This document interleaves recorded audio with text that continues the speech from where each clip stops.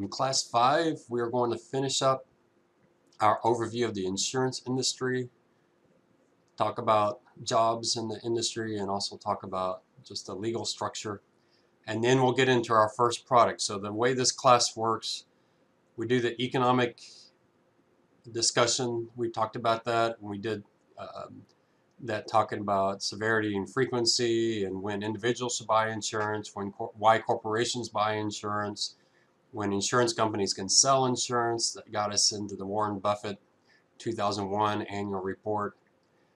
And then I'll overview the industry. And then what I'll do next, and we'll go through this product by product to understand the products the insurance industry sells, the property and casualty insurance company sells, starting with homeowners, moving to auto insurance, and so product by product.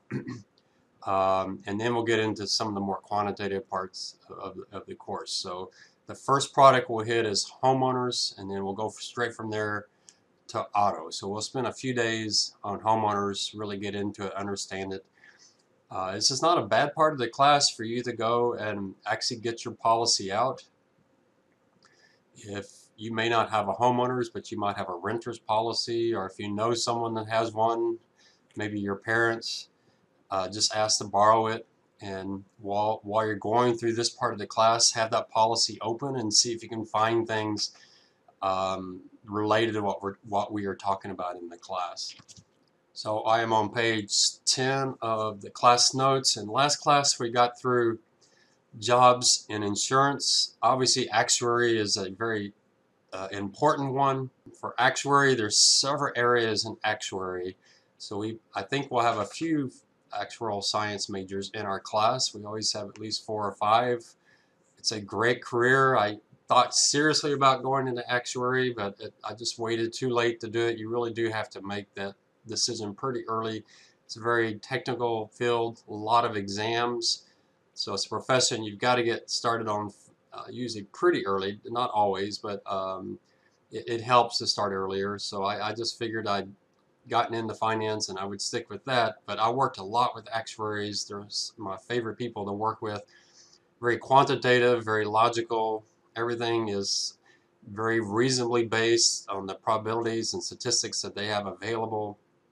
They're very honest about what they know and what they don't know, so I really like that part of working with actuaries. There's never much fluff at all. It's always what does the math tell us? What does the quant tell us? How much uncertainty do we have with that quant? Where could be wrong? So they think very naturally like risk managers, which is the way I like to think about business.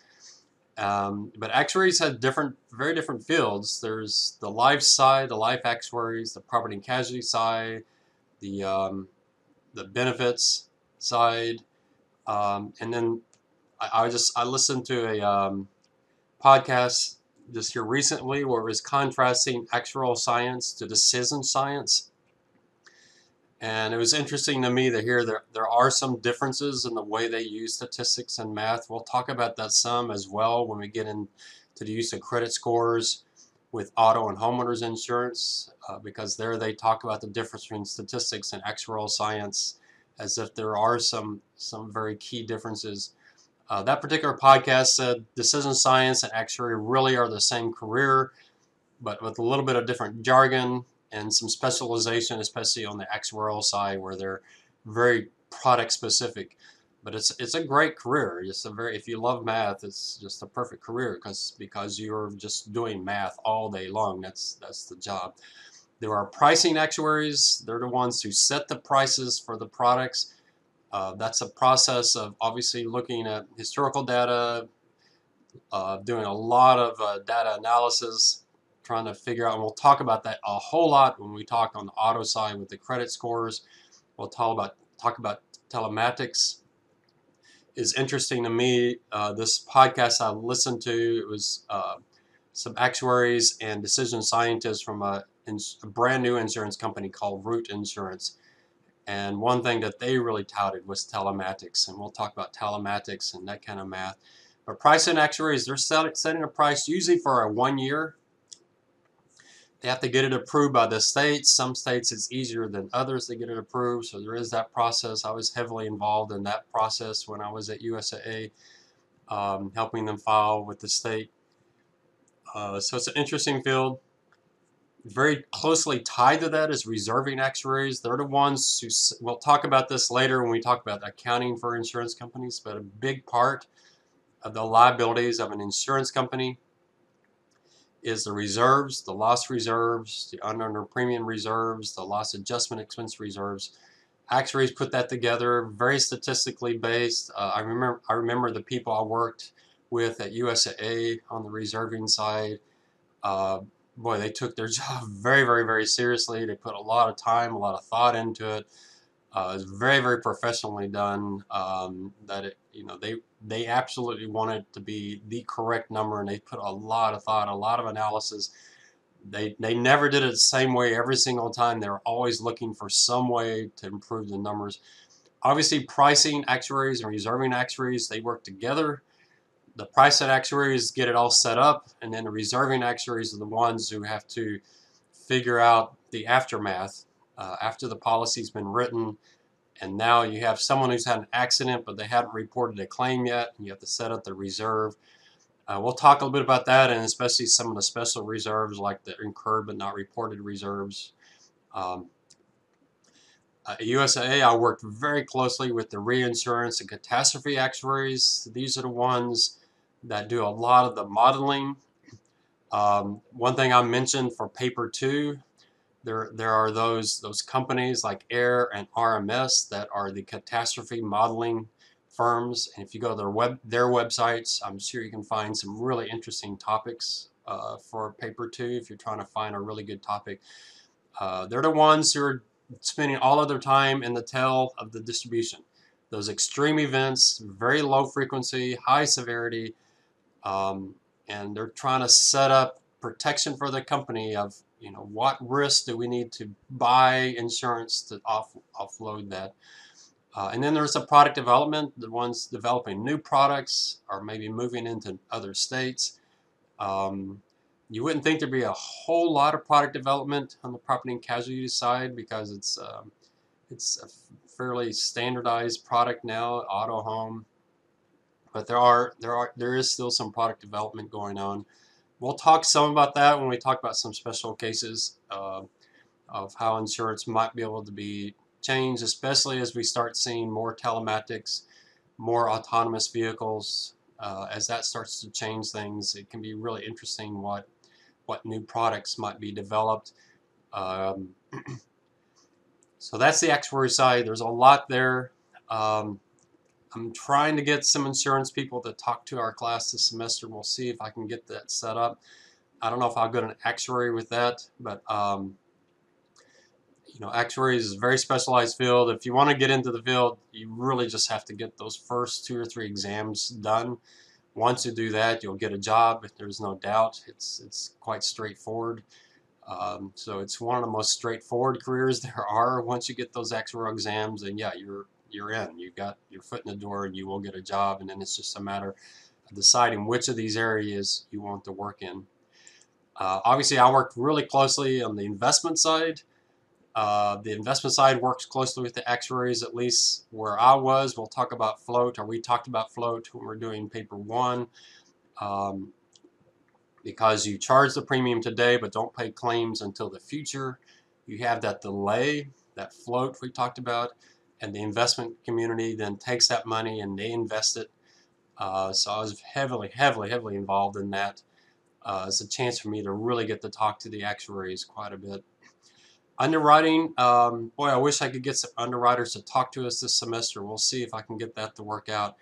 For you actuaries, if you're really interested in actuary but you can't get enough exams done early on, then I'd strongly recommend you interview for a job in underwriting or in claims, one of those 2 areas, or even policy service. Underwriting would probably be the closest tie. That way, while you're working on your exams, you're doing a job that's very, very closely tied to the actuary side. So these are the ones who actually rate the policies. They're the ones that decide, can we take this risk? If we can take this risk, which category do we put you in? Are you high risk, low risk? The company I was looking at, it's called Root Insurance. They focus only on very, very low risk drivers. So if you're a driver with a really good driving record, you don't have accidents, you're a very safe driver, that's the customer they're looking for. So it's an interesting company from that standpoint. Um, I don't know how they legally set that up so that they only get good drivers, but you know, obviously we'll talk about discrimination in pricing and insurance, and discrimination in what customers you can take, especially when we talk about credit risk, credit scores. So it's interesting. I'd love to look more into that company because it's just a very interesting company. But the underwriting side, very interesting side, very mathematical. And if you want to be an actuary, a couple years of underwriting would actually be a great way to start your career. Then you have policy service. These are the people who are addressing the customer for changes in their policy, address changes, coverage changes, those type of things. It's also a good field to start with before going into actuary because they need to know the policy very well as well. They have to know which states do what.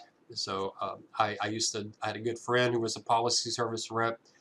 She took care of all my policy issues. I took care of all of her investing issues, and so we worked really closely together, took care of each other very, very well. She knew insurance very well from her years and years and years in policy service. So it's a good learning ground. Sales, we'll talk some about sales and commissions later in the class. It's not as big of an issue as for me as it was for the life insurance side, but there are commission agents on the property and casualty side. More and more property and casualty is becoming what we call direct writers. We'll talk about that here a little bit later, where they sell all their products over the internet or by mail or by phone. Versus having actual, like State Farm. You look at State Farm, they have their little offices with commission sales reps. Allstate, I think, still uses commission sales reps versus a Progressive or a UTSA or a Geico that everything's online or by the phone. But there's a sales element to that. Claims, these are the people, it's a tough job because you're on the phone dealing with people that something bad has just happened in their life.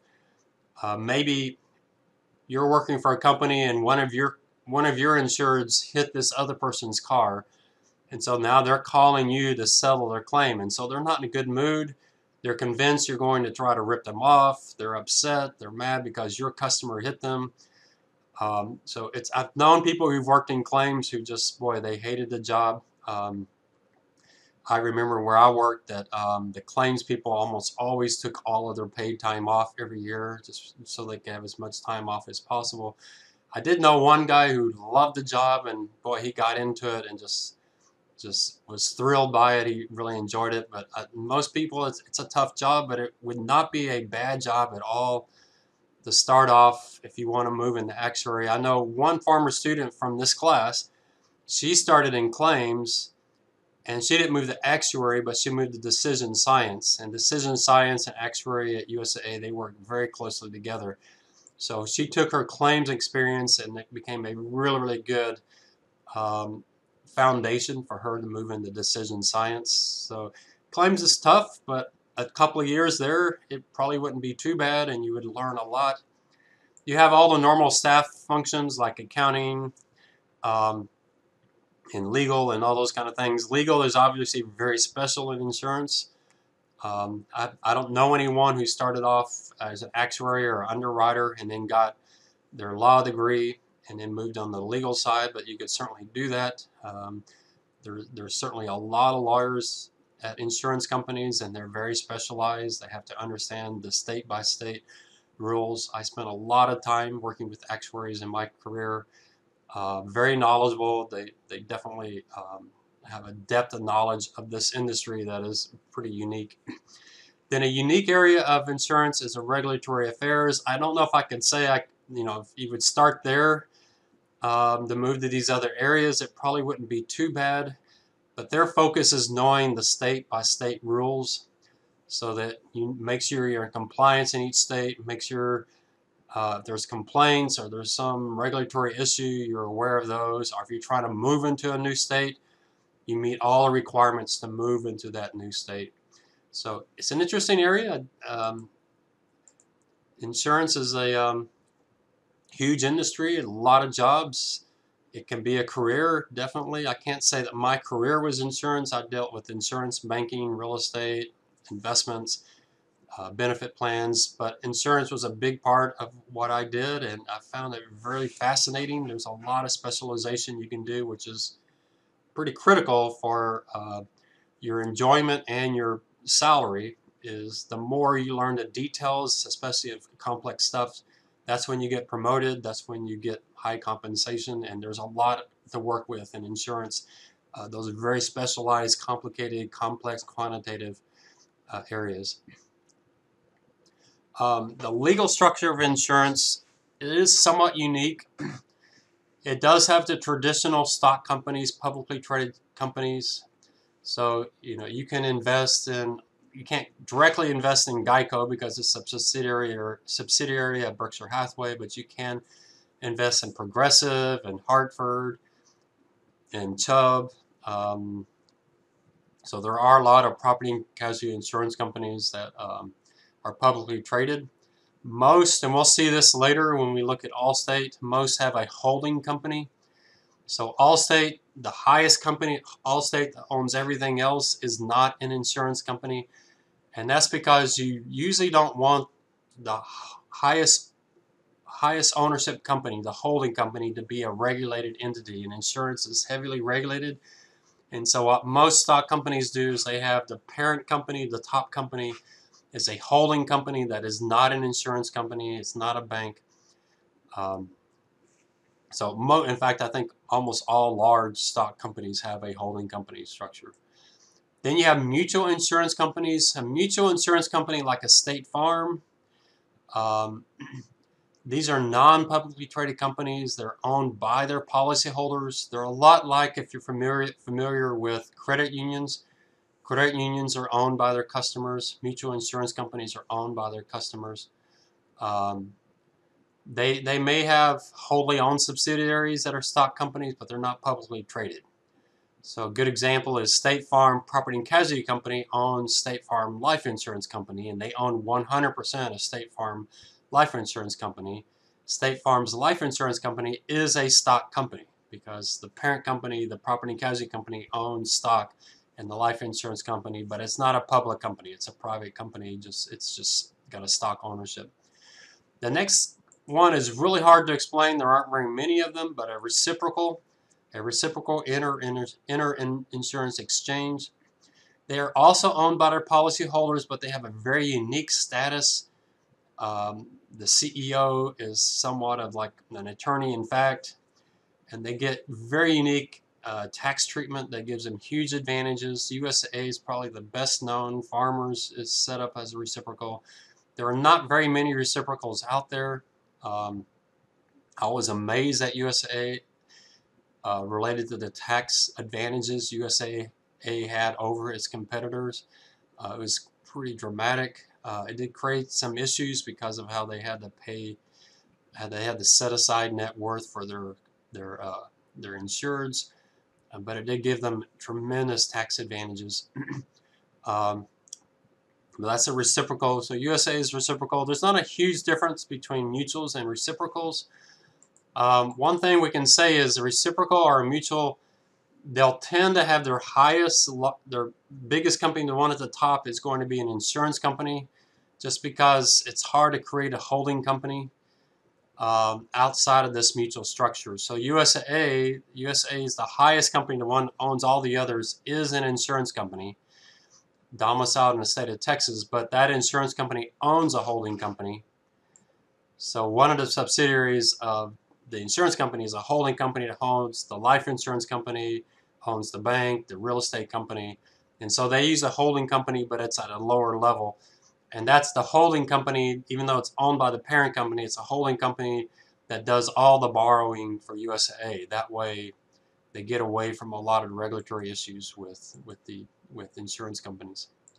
Now, some companies have been demutualizing. Now, demutualizing means an insurance company that goes public. So a good example is Mutual of New York, M-O-N-Y. You may have heard of them.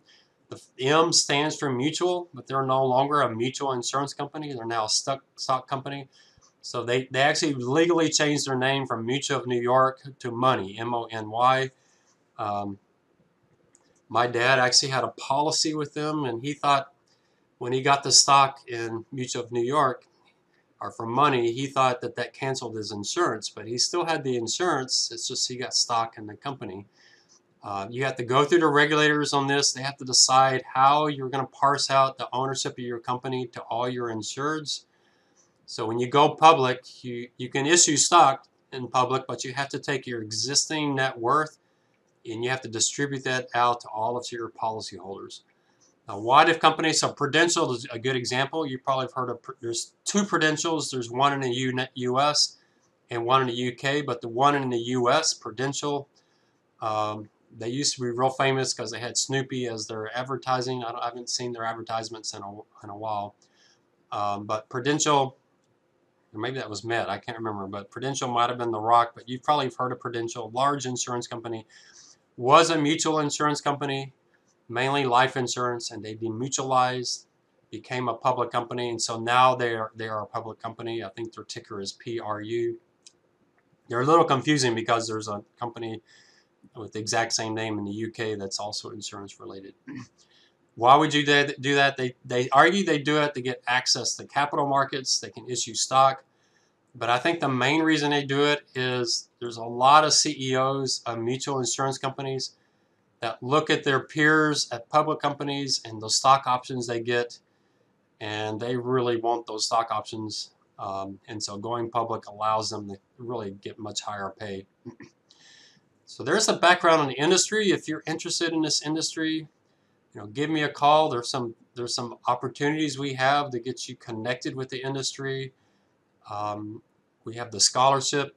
I think I mentioned in one of the first few classes that I hope many of you will apply for if you're interested in this industry, and that scholarship helps get your name out there to the industry as well as giving you some money. They also have a conference they set up where they set up interviews with the industry. I have a lot of contacts in the industry, so if ace my class, get to know me, so I can be a reference for you. I certainly have some access to the industry, or can introduce you to people in the industry that can help improve your network. But it's a great industry. It will probably be around for a while. We'll definitely talk about the issues, especially of autonomous vehicles and what it might mean for this industry. So there's a little concern that it could shrink if autonomous vehicles ever do take off. But interesting industry, a lot there with jobs and opportunities. So one of the biggest products this industry sells is homeowners insurance. So we'll start with homeowners insurance. Homeowners insurance, just like auto, is a package policy, which means it includes both property insurance and liability insurance. We are going to use the standard ISO, which is the Insurance Service Office's standard contract or policy. There may be a more recent one that's been developed, but we're not going to get into detail into the legal language. Usually when this class is taught at other schools, they spend a lot of time on the policy and learning all this minutia detail. This is not an property and casualty insurance class. This is a property and casualty insurance finance class. So I want to teach it from a finance and actuarial science standpoint. So we don't have to go quite so deep on the details of this policy. I don't know how many of you will be working in industry. So if we go too detailed in the policy, we'll be covering too much stuff that's just not that important to you. And even if you're going to work in the industry, you would probably forget most of that stuff anyways. So I don't think it's worthwhile. So I want to understand it at a high level and understand it from a financial standpoint. A lot of what we talked about in paper 1 with Warren Buffett and Berkshire Hathaway and Geico and the reinsurance, of understanding it from a finance and actuarial standpoint, the risk, the pricing, the financials. So let's get into these policies. Page 11 of the notes. The way we'll use it covered is who's eligible, who can buy this product, what property is covered, and then we'll go through the basic coverages and just walking through the policy. So who's eligible? Well, if you're living in a house and it's principally used as a residence, it's not a business, It's not an apartment complex. You don't own a 50-unit apartment complex and you live in one unit. If it's a single dwelling, principally used for residence, that qualifies. If you only occupy it some at a time, so let's say you have a vacation home, that still qualifies as long as it's principally a residence. So if you own a business and you sometimes go and sleep there, that you can't cover that under your homeowner's insurance policy. You'll have to get a commercial insurance policy to cover that. But if it's principally a residence, now obviously with Airbnb, and Airbnb is definitely something you could write about in paper 2. If any of y'all have family members that are doing Airbnb and you want to understand the homeowner's insurance policy issues with that, that's where this falls in. It's a residence. Maybe you live there 80% of the year, but the other time you're not there. So maybe it's up north, or maybe it's down south. So maybe you stay there every 9 months, but in the summer you move back up north. And during the summer you rent it out on Airbnbs. Maybe you're in San Antonio and people come to San Antonio for vacations, and so you do Airbnb in the summer where you're up north, whatever. How does a homeowner's policy cover that? And I can't give you those details. I'm not an expert on Airbnb and the impact on insurance, but if one of you want to write a paper on that, then yeah, that in addition to being an Uber driver or a Lyft driver, you might combine those two. This new environment of people, kind of a gig environment, people are using assets they own to make money. So whether it's a house or a car, that'd be a great paper 2 combination of auto insurance for Uber drivers and homeowners insurance for Airbnb renters. But if it has a business purpose, and obviously having property that you're renting out all of the time, that's a business. That's not homeowners. You've got to find a different type of insurance. So you'd have to figure out if the business purpose is so incidental that you can still count it for homeowners insurance. What I always tell people is call the insurance company and ask them and be very, very specific. I know a lot of people that say, I don't want to do that because if I tell them that, they may not give me the insurance or my rates may go up. But you want to figure that out before you have a claim. You don't want to just hope it's all covered, just hope you're fine, and then you're really hoping you never have a claim. You want to figure that out before you have a claim. There are some multi-units that can qualify, but again, call and make sure.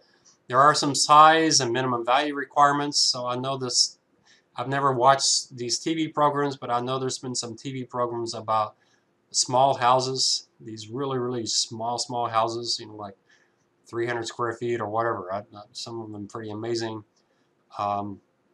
Make sure that's truly covered. Sometimes other people can be part of the coverage, not just a property owner. So the mortgage bank can actually have a requirement that you buy homeowners insurance. We may talk about that some. There's actually some economic studies that show that's actually not healthy, that you'd be better off if mortgage banks didn't require that. The cost and benefit is really not there, but a lot of mortgage companies, that you borrow $300,000 from them, they're going to require you to have homeowners insurance. There can be life tenants. So maybe you have someone that's owns a house and they want to sell it, and so they sell it to you with the agreement that, hey, I'm 96 years old, I want to sell this house because I need the cash, but with the agreement that you let me live the rest of my life in this house, and when I die, then you can move in. Actually, my understanding of USAA is that exactly what USAA had. That the lady was living in the house on USAA's property. She got a life tenant, and so she sold all that land to USAA over on Fredericksburg Road, and with the agreement that she could live out the remainder of her life in that home. So she was actually on USAA campus. I don't know the full story of that, how many years she was there. I know they wanted to convert that house into a house for the CEO, but I don't think our CEOs really want to live on campus. So they converted the house. It's a really beautiful house, and they've converted it into a conference center now. It's really very nicely done, very professional, and all fancy on the inside. But so there was a live tenant on USA property there. So she could definitely have some need for property insurance, because if the house gets damaged, even though it's not her house, she would be without a place to live. So those are eligibility. Now the policy forms really depend on what you want covered and what you are covering. So policies can be a named peril, or it can be all losses, which is all risk. Most of you probably have all risk. The all risk doesn't mean it covers everything. What all risk means is everything's covered unless it's been excluded. Versus the named peril, it says, here's what we cover. Here's the 20 things we cover. Nothing else is covered. For all risk, it says everything's covered unless it's excluded. That's going to be important. All risk except excluded is going to be important when we talk about here one of our special issues, which is storm surge after a hurricane. Is that covered or not? So we'll get into that, a very interesting issue, and you'll see. I'm going to take you some deep dive on stuff. So when you get into interviews in this industry, you'll have an understanding of this industry that's much stronger than other people interviewing for jobs. So you have an advantage to really understand.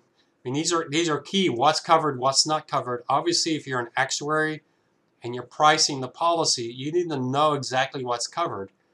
And the court suddenly decide that, hey, you thought that wasn't covered, but now it is covered. That radically changes what you're pricing and how the policy is structured. So these are important. And so that's why I encourage you to get your policy out and read it. Is it named peril or is it all risk? If it's all risk, what are those exclusions? So we'll look at those and see what those exclusions are. So the different policy forms, and this has been changing, and this is a little different in Texas. They have different terms for these.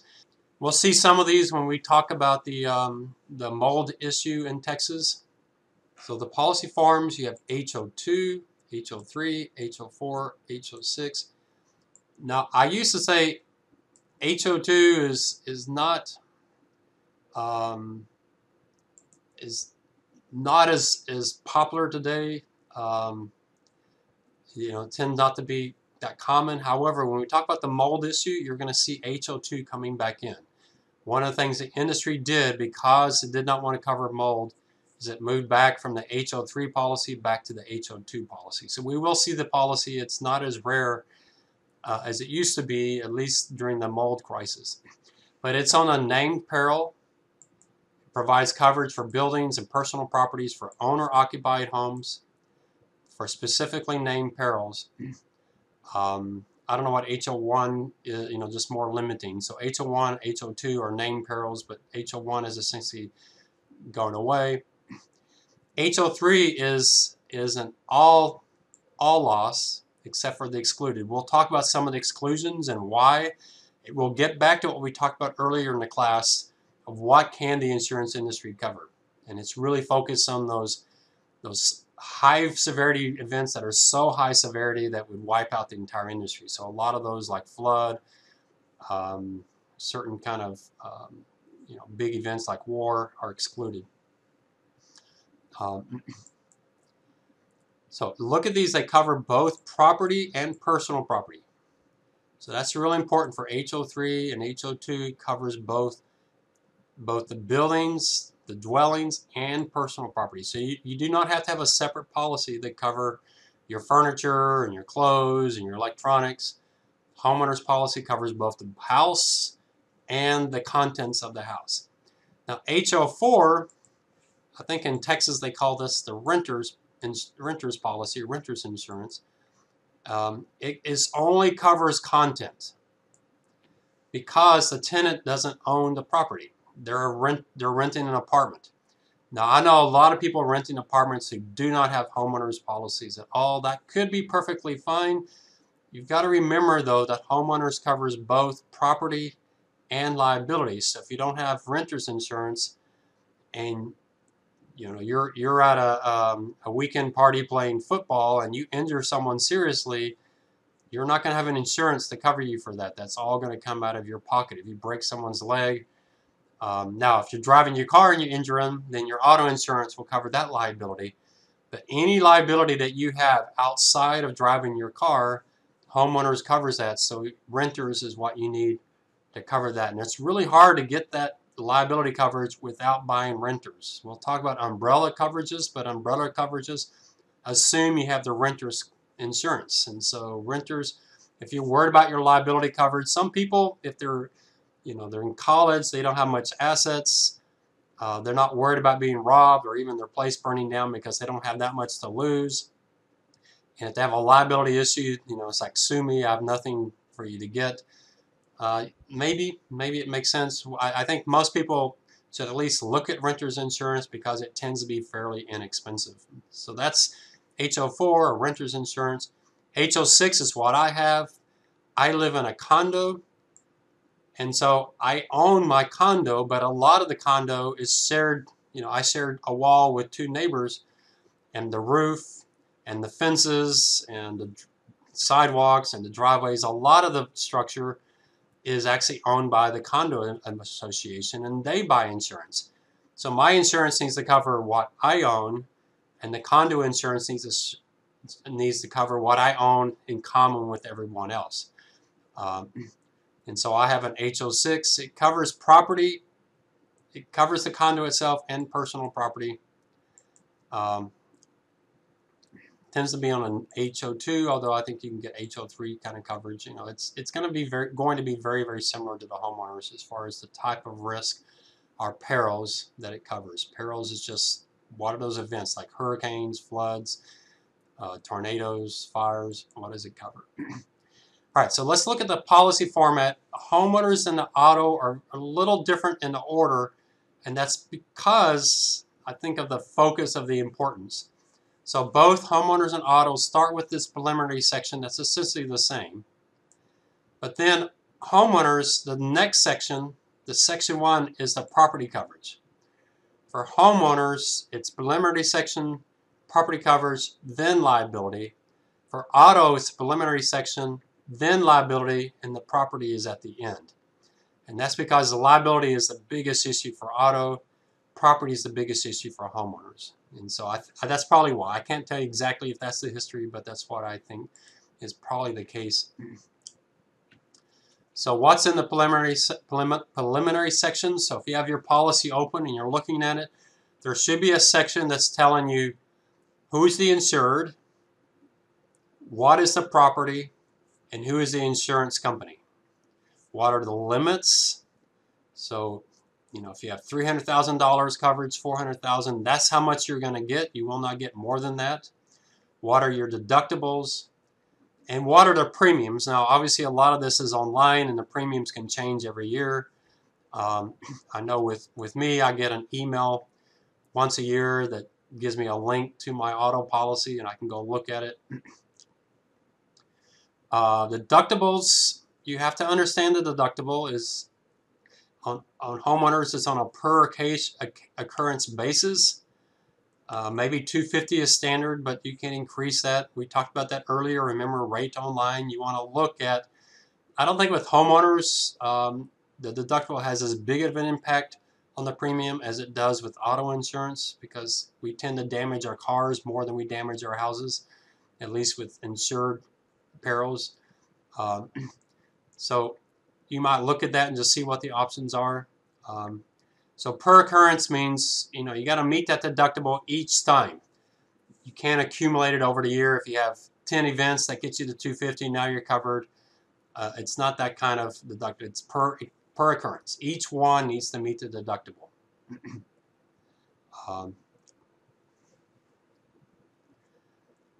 You might have property damage and personal property damage. So the house is damaged and your personal property, that's all one occurrence. Those aren't separate events. So if the two of those combined meet your deductible, then you're covered. The one event I had, it was interesting. It was in my car. Someone smashed the window out of my car and stole a bike. I was stupid and left my bike in the car. I just gotten lazy. Didn't feel like bringing it in. So that is not an auto claim. That is a homeowner's policy claim. I didn't get anything from my auto insurance because the broken window was well below my deductible.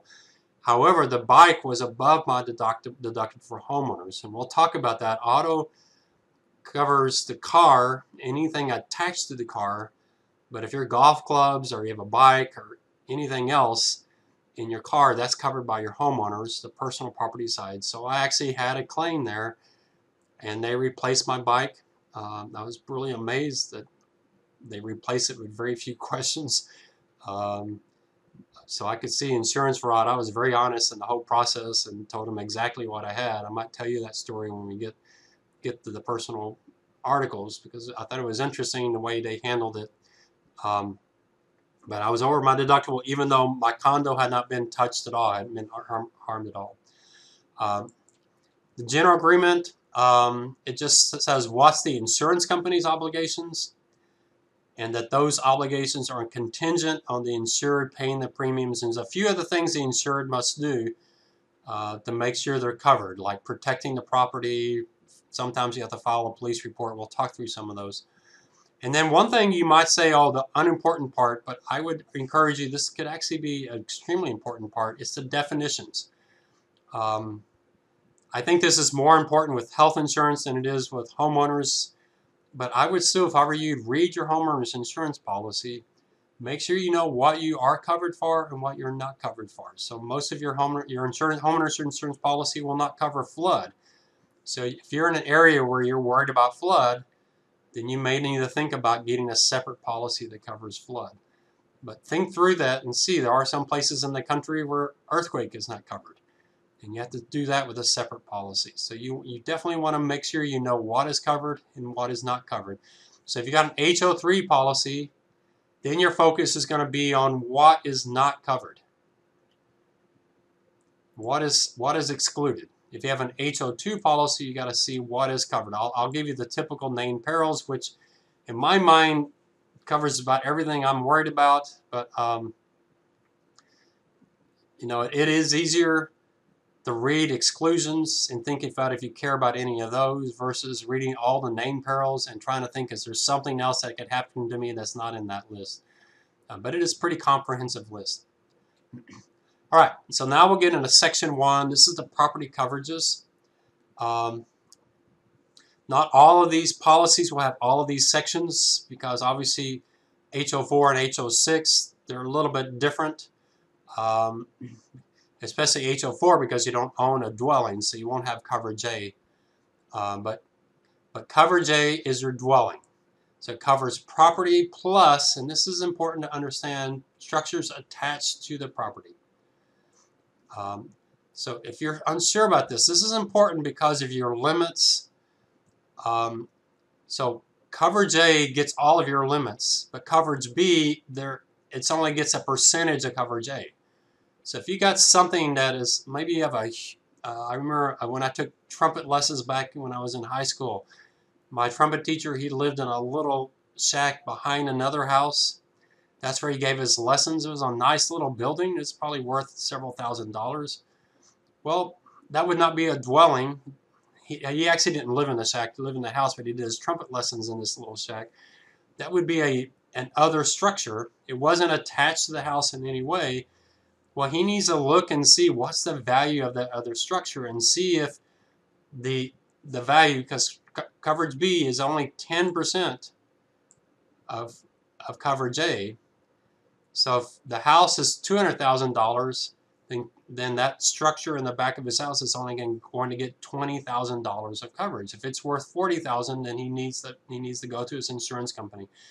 Again, as I'll say this probably several times, is if you're not sure, call your insurance company and tell them exactly what you have. I know there's a thought that they're going to tell you whatever they need to tell you to raise your premiums. There's probably some truth to that. But the people I dealt with a reputable firm, I had the advantage the lady I dealt with was a close friend, so I really trusted her. But I think they're trustworthy. I don't think they're going to rip you off. They might do a little of exaggeration that's going to get them an extra $10 or so. Who knows? But you're better off safe than sorry. Pay a little extra. Make sure you're actually covered because that's the reason you're buying the insurance. So So if it's attached to the property, but it's only attached by like a utility line or a fence, then it's not really part of coverage B. So it depends. It could be questionable whether something is part of the dwelling or if it's a separate structure. If it's part of construction, that's where you got to be really careful. Make sure you know who's covering what between you and the builder.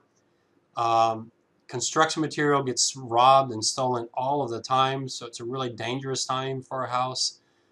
So if you're building a house, I would really have a conversation with your insurance company. Think about what happens, especially theft. Theft is the biggest one. What happens with theft? Do I pay for it? Does the construction company pay for it? If I pay for it, is this covered under dwelling, or is it covered under other structures? Obviously, because I don't have a dwelling yet. It covers fixtures, so if there are built-in appliances, and that can be interesting. Is this appliance part of the house, or is it part of my personal property? Not coverage B, but your personal property. So plumbing, heating systems tend to be part of the house. Electric wiring, those kind of things tend to be part of the house. A true built-in appliance, and that can be questionable. So you may want to think about that. But again, have those conversations with your insurance companies. Homeowners insurance does not cover land.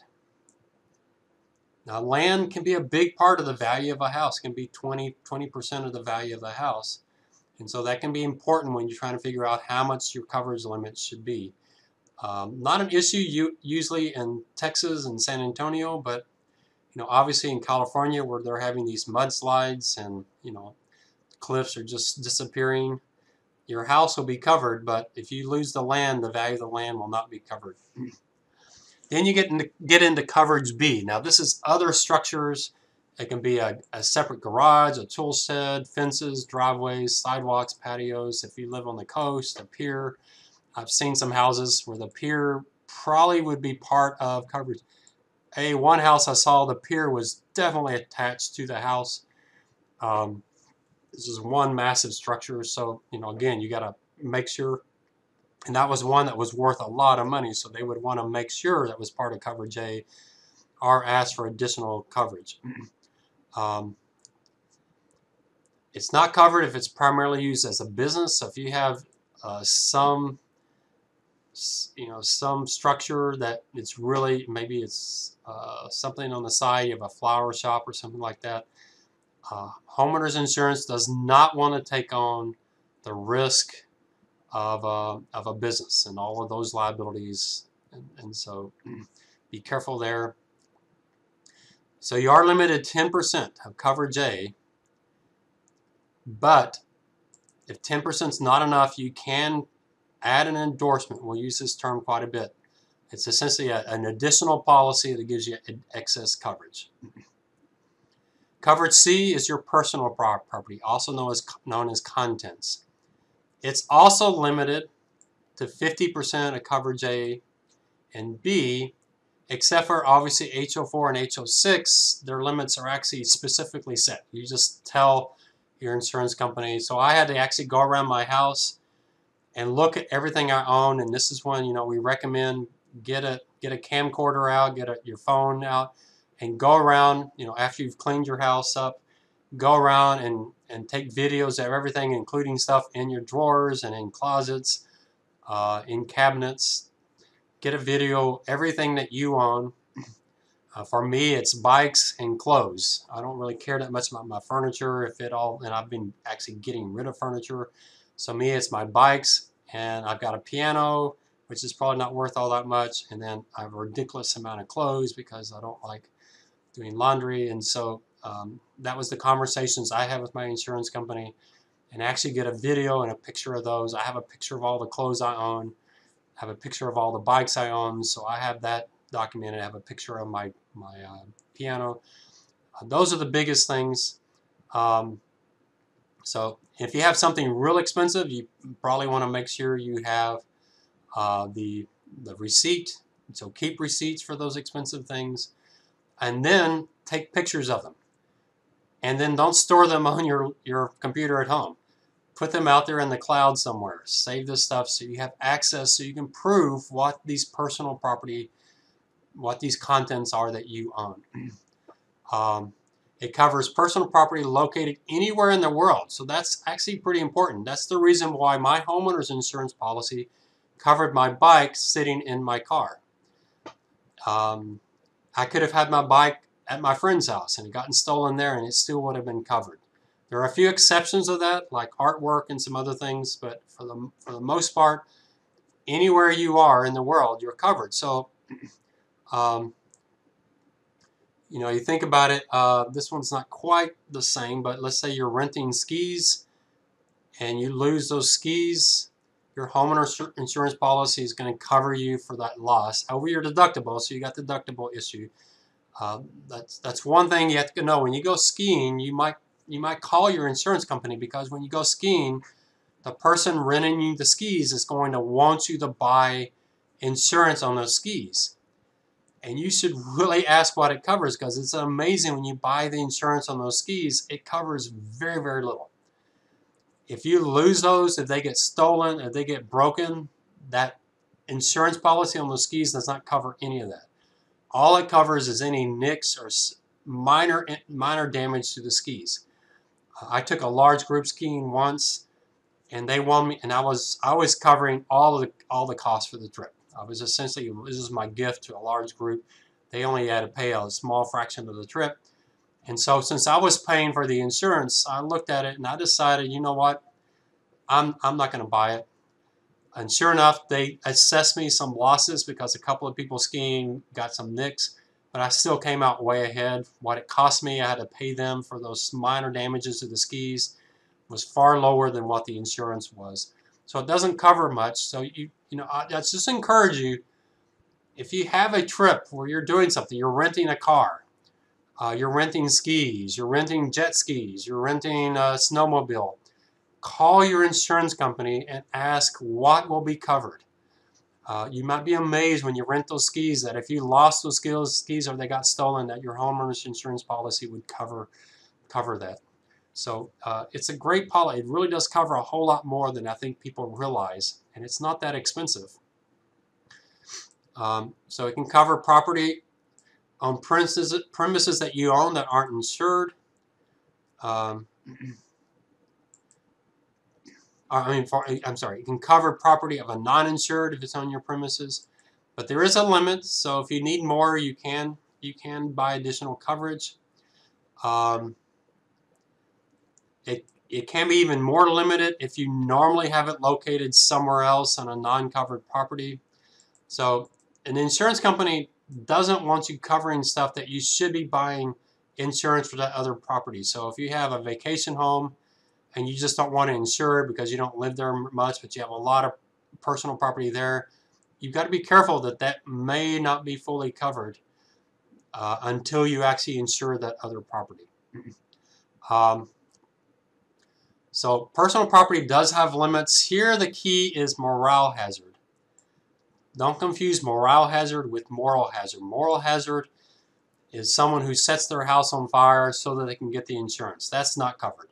Moral hazard is the insurance company is going to cover you for doing things that, remember we talked about when you buy insurance, it makes you more dangerous. So the fact that you have insurance means you don't do things you should be doing. And insurance is going to say, okay, we're going to have limits so that you'll go out and do those things you should do. So if you've got money, security, deeds, legal documents, these type of things, you need to have those backed up. Put your money in the bank. Put your securities, well now they're probably all online. Your custodial bank's holding all of that, or your broker's holding all of that.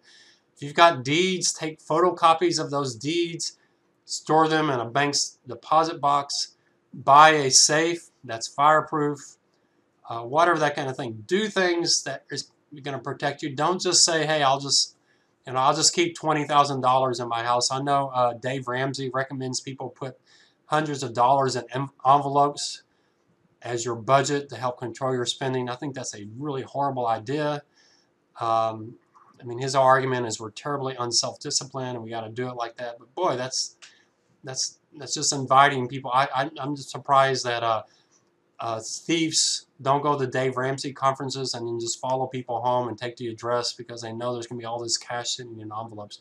So no, you should put that in the bank. You should not be carrying a lot of cash. Some things like watercraft and trailers, those type of things will be heavily limited because you should buy specific insurance on those items.